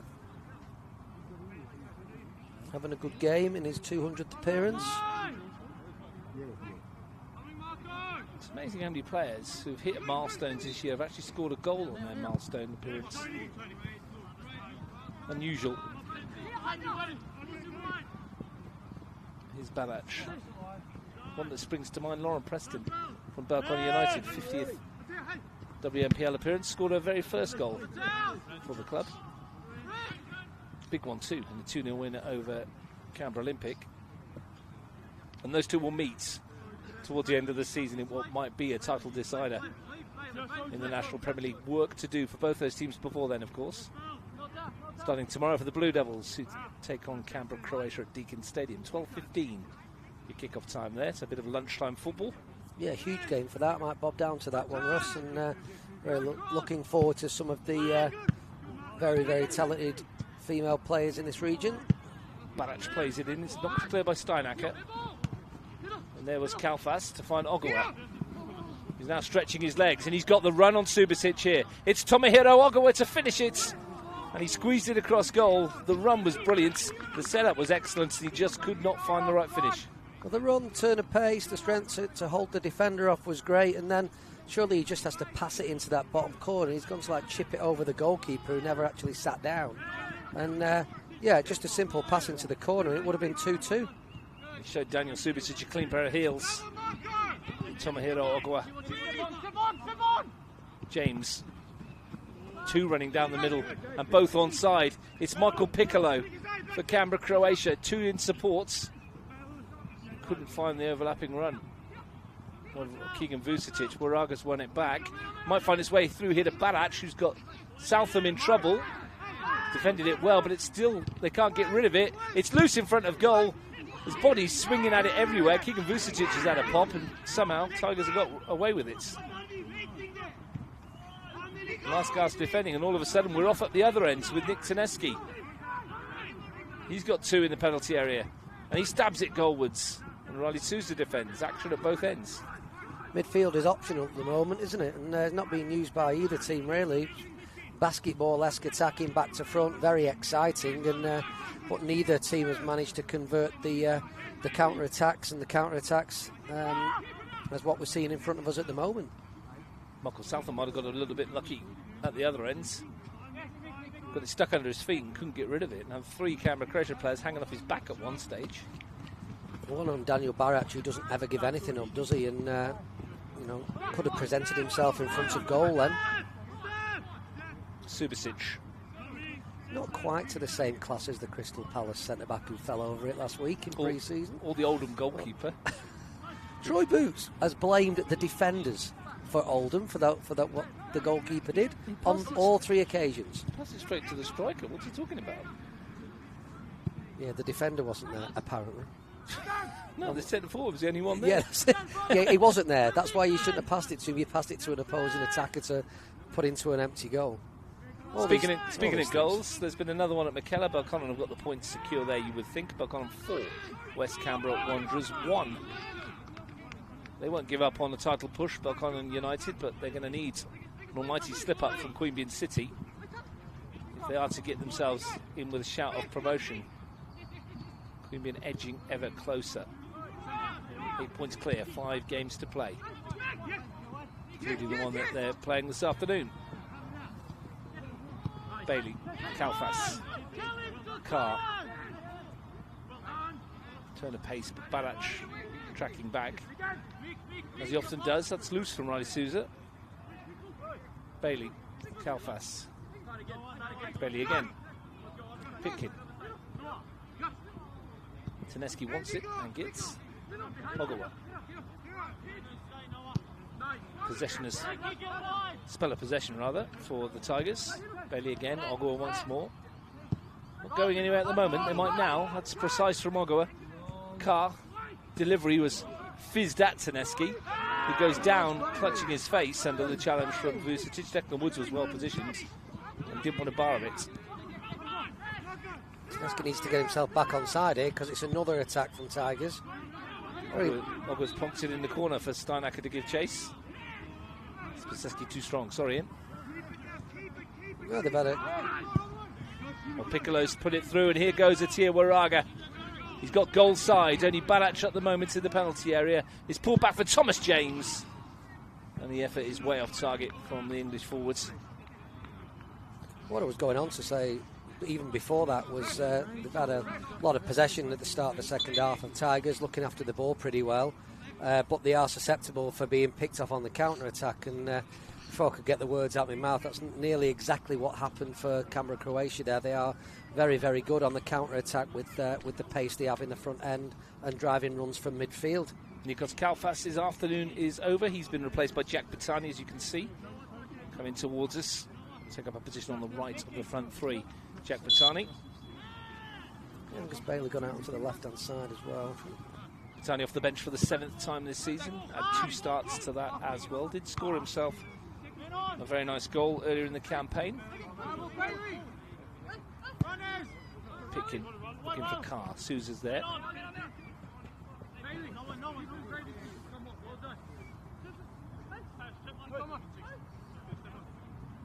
Tigers have enjoyed a good spell of possession over the last 5 minutes or so, Ian, but the Canberra-Croatia transition has meant that they're pretty dangerous in the attack. Yeah, and that's the huge risk. Where Tigers have got to turn this possession into chances, into goals, haven't they? But it's the breaking Canberra-Croatia team that look more likely to actually score. Good touch from Moraga, finds Vucetic. He's got Thomas James outside him. Thomas James, nice first touch. He's going to win his team a corner here.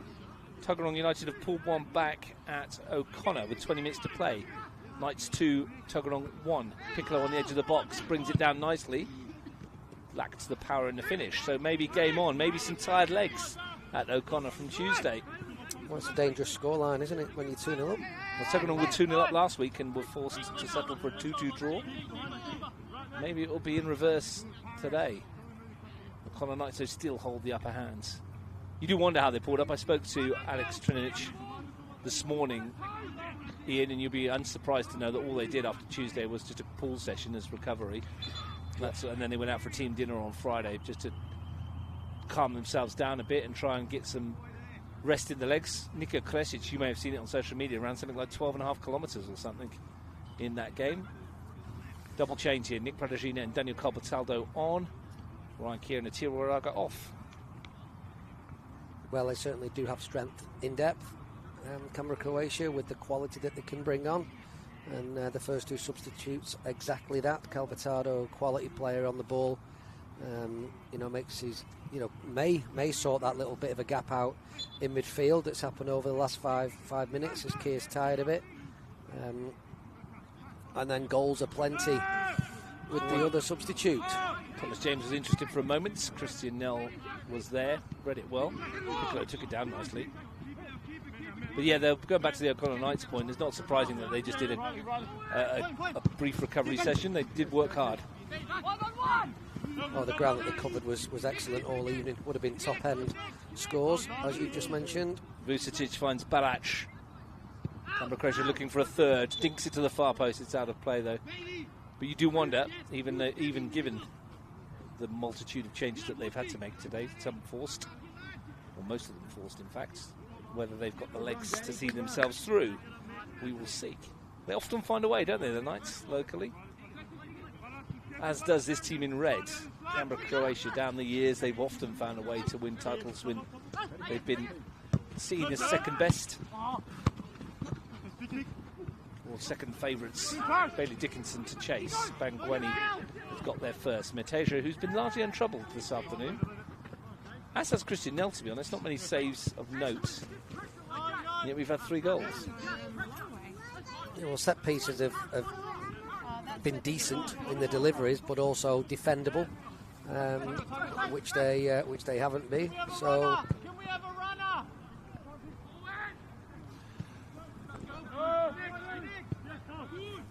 Calbertaldo sends it to Pradagina. James allowed to turn and looking for Barac, who's stayed on side, but Samson Carr's got a rangy stride. Does eat up the grounds. Yeah, they both do. It's been a nice little battle this afternoon now with Daniel Barac and Samson Carr.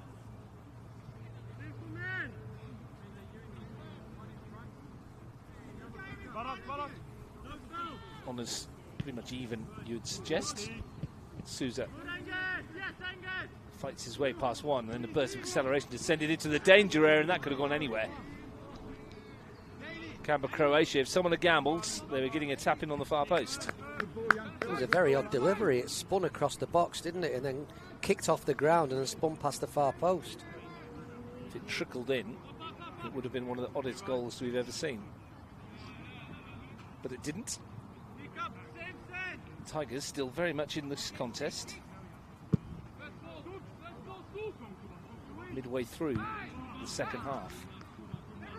All the goals before the break. All three of them from free kicks, all three of them headers. Tigers led 1-0, now they trail 2-1. Nell finds Southam.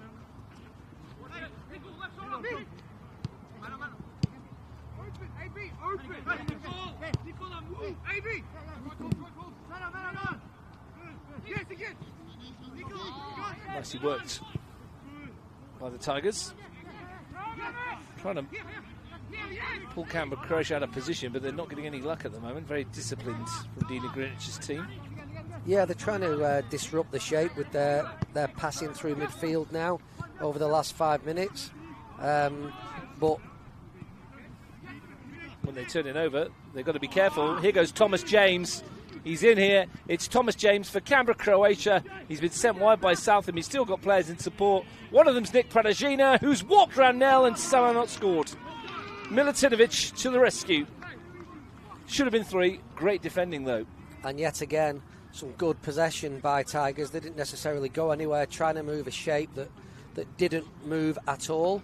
And it was that quick counter-attack again from Canberra, Croatia that's caused problems. Good defending on the line from Milutinovic. Little surprised that Thomas James didn't pull the trigger when it set up on that right foot.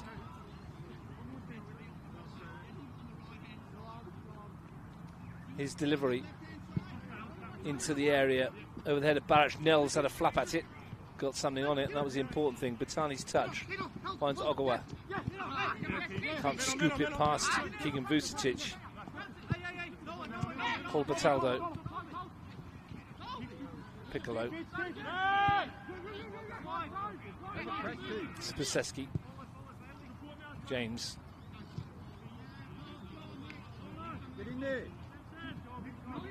Bataldo. You do feel that Canberra Croatia probably need a third just to be secure. Tigers are capable. Well, I think you're right, but they are the team who looks more like they're going to get the third, or get the next goal, should I say. I've learned my lesson in Tigers Croatia games at this venue.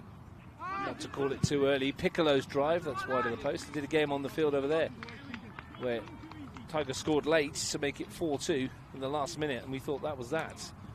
Only for Canberra Croatia to score twice in stoppage time and force a 4-4 draw. Your favourite. Absolutely was, but a remarkable finish. You thought that when you concede in the 90th minute to go 4-2, you probably think that's it, don't you? And then 2 goals in stoppage time. Not for the first or last time in the NPL.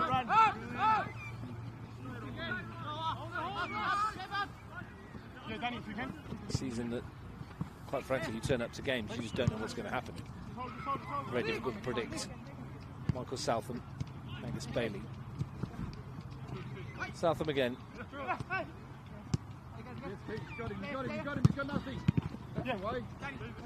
Tiny tried a little flick and settled for the throw.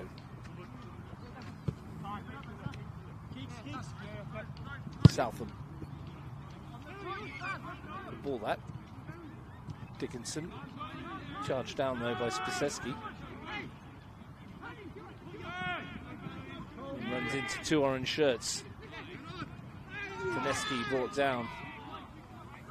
It will be a free kick. I'm assuming he gave it because he's played on. He had the ball. Angus Bailey had the ball. But didn't Noah Steinacker stop it with his hand? Take a free kick.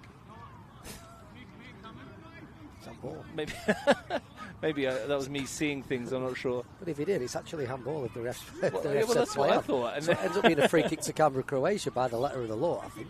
I'm not sure he did touch. He might have touched it with his hand. Couldn't quite see from where we are. We are a fair old distance away from it. It's a bit odd though. Sound like Arsene Wenger. He never saw anything, no, did he? I didn't see it. He was right on the other side of the field as well. There, Highbury / the Emirates.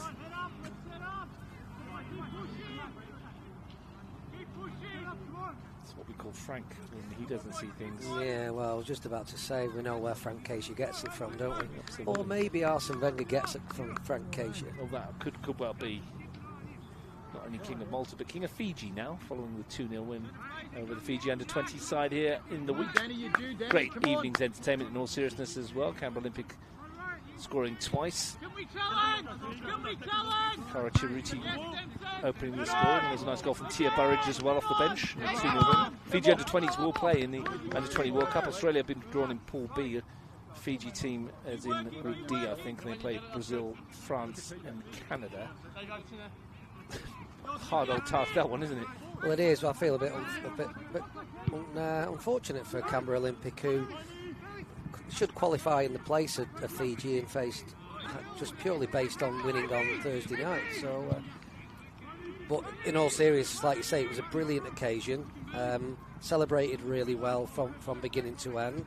It was lovely to be invited and be a part of it from Frank and Matthew, and yeah, it was a great evening's entertainment. We've had some good entertainment this week in Canberra. We had the O'Connor Knights MacArthur game on Tuesday, which obviously finished 2-1 to MacArthur. We had a Canberra United NPL-based players trial match at McKellar Park on Wednesday. Team Green beating Team White 2-1 as well. And the game that we mentioned there, Canberra Olympic beating Fiji Under-20s 2-0 on Thursday. Love a little bit of midweek football. There's another Canberra United trial game due soon. Details will be released shortly. Vucetic almost picked off his toes by Jack Battani. That's nicely done by Riley Souza. Samson Carter read the intentions of Daniel Barach though. Here's Ogawa. Chance here for Bailey. Ogawa stands one up. Spiseski nods it away. Pratagina. Bailey Dickinson for company. Sticks to his task nicely.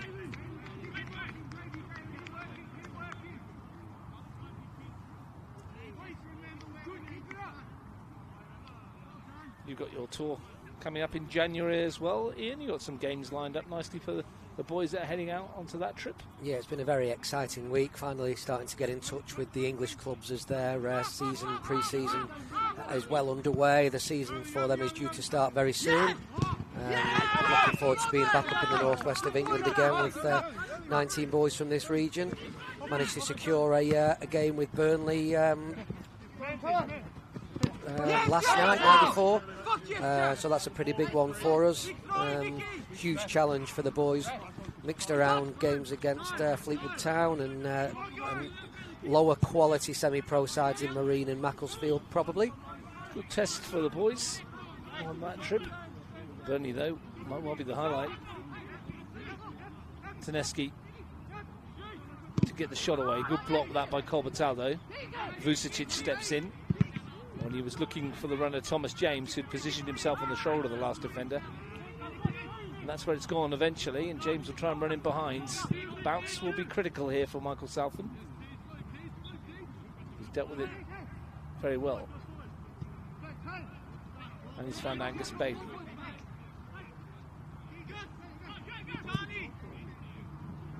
Way too much pace on that from Bailey. Not sure Bailey Dickinson was ever going to get near that. Going to put the pressure though on Mateja, who's done enough. It'd only get him a bronze in the Olympics with that dive, wouldn't it? Fairly flat. And, yeah, it doesn't win particularly a great deal for Australia.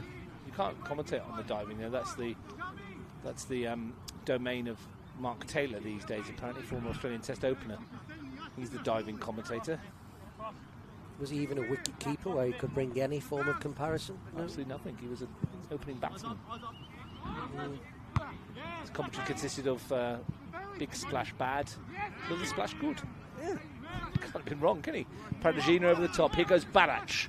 Onto that left foot. Great defending again. Samson Carr. And then it's out for a goal kick. Again, they threatened to get him behind Canberra, Croatia. Snuffed out though by some good quality covering defence. There's been a goal with 6 minutes to play at O'Connor enclosed, and it's gone to Tuggeranong United. They were 2-0 down last week, and Tigers came back to 2-2. 2-0 up last week. This week, they were 2-0 down against O'Connor Knights, and now it's Knights 2, Tuggeranong United 2. That's taken a change in the league standings as well. O'Connor Knights would go on to 33 points. Canberra Croatia would be on 35.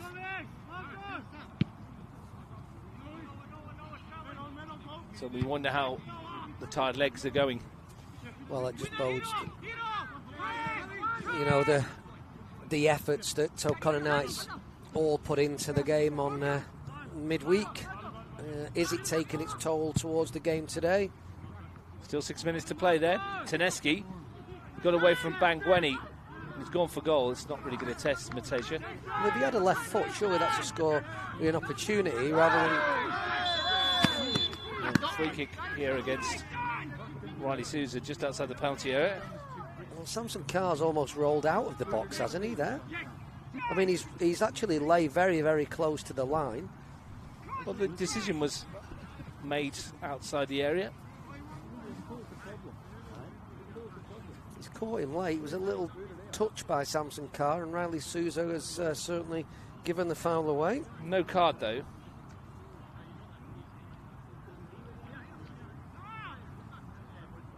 Well, set piece started the afternoon's entertainments.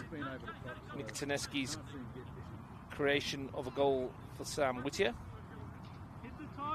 We've still got 13 minutes to play here. Can Taneski or Bitani deliver something here?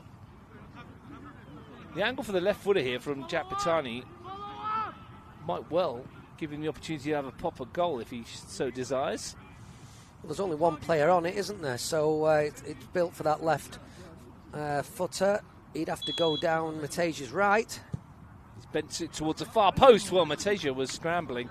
I think he had it covered. We're pretty sure he had it covered from this angle here. It was always bending wide. So at O'Connor enclosed, a reminder, O'Connor Knights led 2-0. Now it's Tuggeranong back on terms at 2 apiece. Knights 2, Tigers 2. O'Connor United lead 4-1 over at McKellar against West Canberra Wanderers. Haven't had any updates from elsewhere. Balach won the header. Michael Southam will cover. I do keep getting regular weather updates from Michael Reid as he's watching yet again early in the morning in England. So good morning, Michael. Campbell Reid was 18 the other day, so happy birthday, Campbell, who's still trying to ply his trade over in the UK as well. And they're all there together, which is great.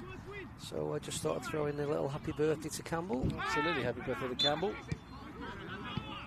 Find something better to do of a Saturday morning there, surely. It's probably raining over there. It'll be warmer here than it is there, and it's their summer. Milutinovic lofts it, but he's giving it straight back to the goalkeeper. Whether he did that on purpose or not, I'm not sure. Donny Subasic applause suggested he might have, unless it was sarcasm.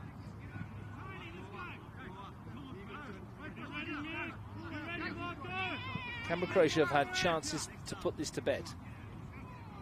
In Pradajina, Thomas James, Daniel Balach haven't been able to do so, and with it comes the knowledge that the Tigers are still in this.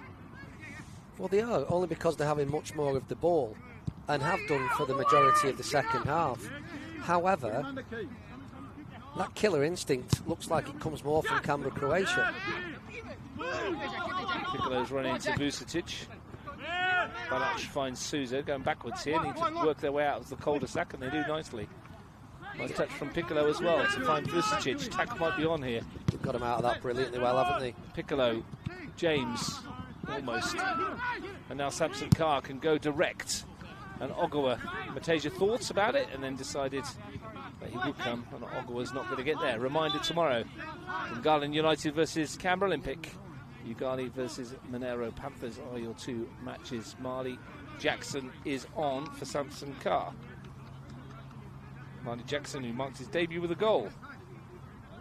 He's had one more appearance off the bench. This is his third showing in the first grade for Tigers. You would expect a formation change with that. Looks like they've gone to 3 at the back here, Tigers. That's aimed in the general direction of Balach. Southam wins it, but it will be a Croatia ball. It's a bit of a risk. I know they're 2-1 down, so they've got to take that risk. Daniel Barrett will be licking his lips here with Samson Carr going off, and that was a great duel between the two of them. One for Bailey Dickinson to get after, and oh dear, he's holding his right hamstring as well.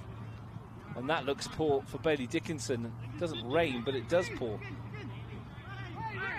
Hopefully that's just a tweak of a muscle, but it doesn't look like it, does it? When you're running like that and you pull up. It always looks like a hamstring injury. Yeah, and it usually is. And they've got no subs, just to tell you that. The only one left on the bench is Jacob Cole. I think they've even used their windows, haven't they? They have. Yeah, they're, Dickinson's looking at the bench now. Aliyefi's got his hands out. Saying, I've got no subs. Yeah, what do you want expect me to do? He's looking perplexed, isn't he, on the side? And very calm character is Aliyefi, and very methodical in his ways, but he does not look happy over there at all. Well, Bailey Dickinson can barely move, so I'm not sure what they're supposed to do here, Tigers. They'll just plonk him up top and play with 10, I guess. But will it make it worse? Delivery from the free kick is cleared by Bailey. Well, that's the thing. With every movement, if there's a little tear in that hamstring, with every movement, it's not going to make it any better, and it'll make it much worse. One to keep an eye on. You hope it only just tightened on him. He might be running a little bit looser now, so maybe it just tightened up when he ran through. Surely to God it's not cramp. He only came on at half-time. I don't know if he played. Did he play in numbers 23s? I didn't see the whole of the game. No, he didn't. No, he was over at the changing room when the 23s game was going on. Here he is. He's back done well with there. Subasic, and he's found Jackson. Off the heels of Barac. Over Milutinovic. Barac just tidied up for Sousa, who's done well on his first start of the season. Barac's ball forwards is looking for James. Again, the bounce will be critical. Thomas James. Looking for Pradagina. Christian Mellaway.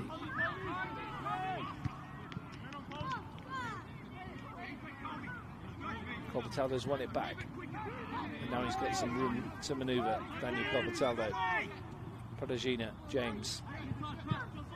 Corbataldo's continued his run forwards. Keep it in. Meanwhile, Bailey Dickinson seems to be okay.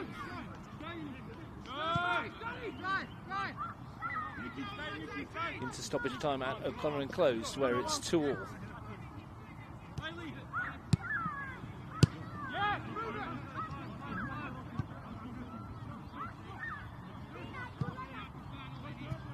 Into stoppage time at O'Connor means it's now O'Connor Knight's time to score, isn't it? Usually.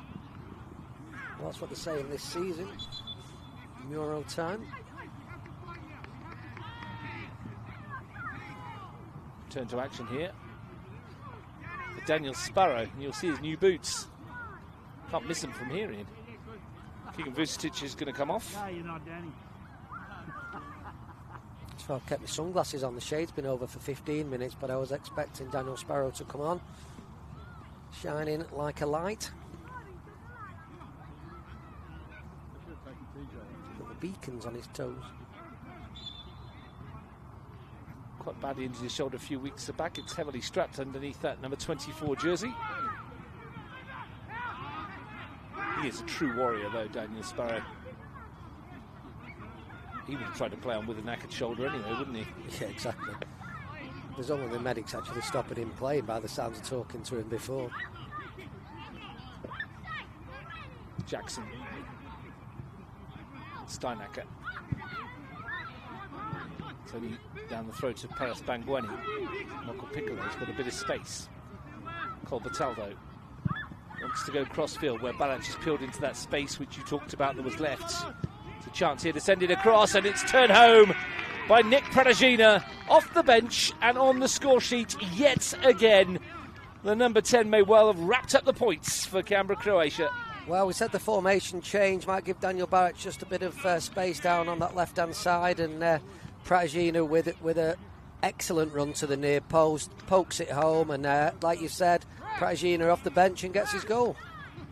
as he invariably has done throughout the 2024 season. Nick Pradžina on target again, and well, it could well prove to be the killer blow. Canberra, Croatia closing the gap to Gungahlin to 2 points as we stand. He has brought something different when he comes off the bench this year, Nick Pradžina, not just the ability to find the back of the net, much like Belconnen have done again. Belconnen 5, West Canberra Wanderers 1. In that one, Tuggeranong putting the pressure on against O'Connor, and O'Connor enclosed, looking for a winner, we are told. Thomas James back for Colbertaldo. Shoving the back. This will probably do Tigers in terms of their title challenge itself. Ian, they were 12 points adrift at the start of play. Outsiders at the very least, even with a game in hand. But this defeat, which, if it stays this way, which looks likely, well, it will be one win, no wins in the last 5. After keeping successive clean sheets in round 11 and 12, they've conceded 14 goals in the subsequent 5 matches, which has been an Achilles heel. Canberra Croatia's defeat last week ended a run of 10 games without losing. They might be getting back on the horse at exactly the right time again. Which is what they generally do. That's what they did last year. Not the best start of the season, but they've certainly been great since the managerial change. Sparrow bundled over by Marley Jackson. Didn't take kindly to it. It's finished at O'Connor enclosed. O'Connor Knights 2, Tuggeranong United 2. Acacia's watching the end of that game and tells us that the Knights missed a one-on-one with the last kick of the game to steal the points.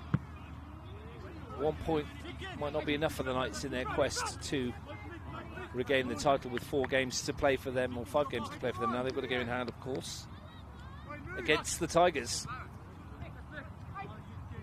They'll be disappointed they've not got all 3, having been 2 up.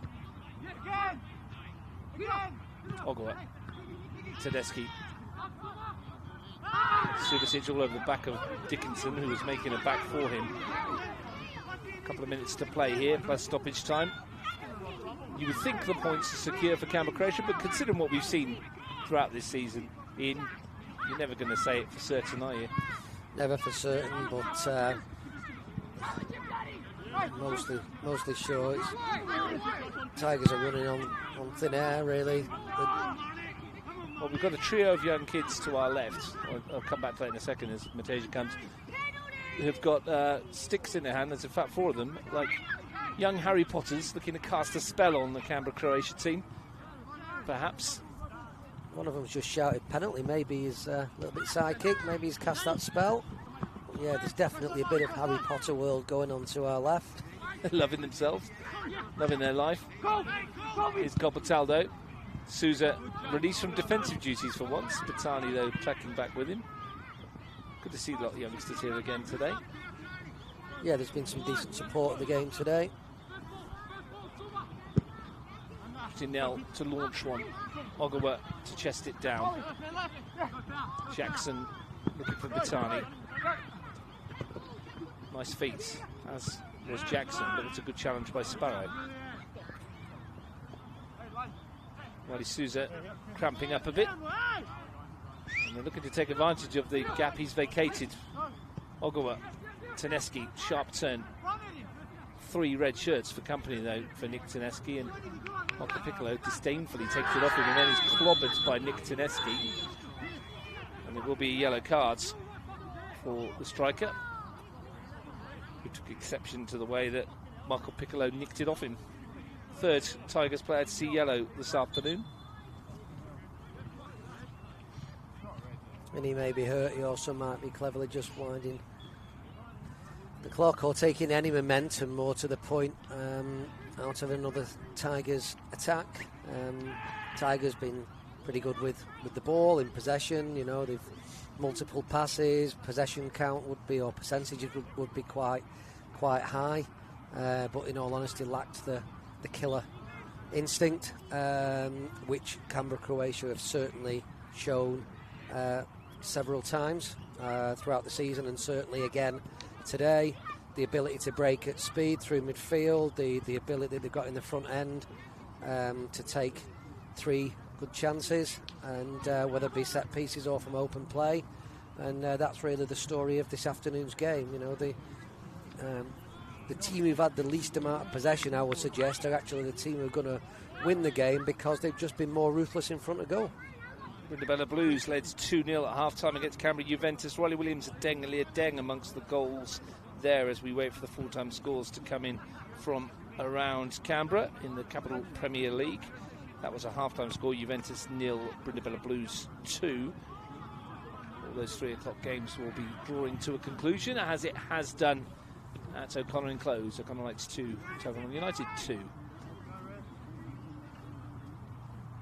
Riley Souza will hobble off. Surprised they let him walk all the way across the pitch here. Could have come off on this near side. Yeah, but he's going to make a substitution. David Cecilia will replace him for what's left. So could have come off on this near side, couldn't he? He should have been told. David Cecilia might not even get a kick of the ball, depending on how much is going to be added on. We've already had 2 minutes of time added on. Balach finds James. Pradagina outside. Perhaps Canberra Croatia aren't finished yet, searching for a fourth. Colbertaldo to tee one up from the range. It's taken a ricochet off Milutinovic. And Taneski might be able to get something going the other way. Good pull on the arm by Monco Piccolo, though. Stops that before it starts.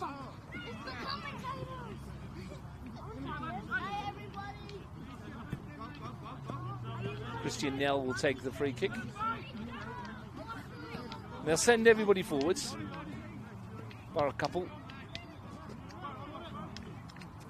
Anything now, though, would be scant consolation, you would feel. Milutinovic was a target. Was he pulled over inside the area? Well, he was pulled down somewhere. Now, the question is, was it in the box or outside? Judging by where Declan Woods has stood, it's right on the cusp.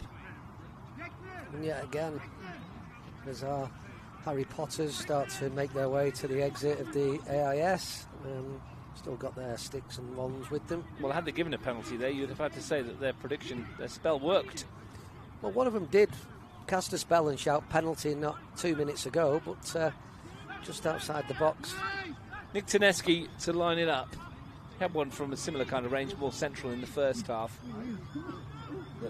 And Mateja rooted, but didn't hit the target. Taneski.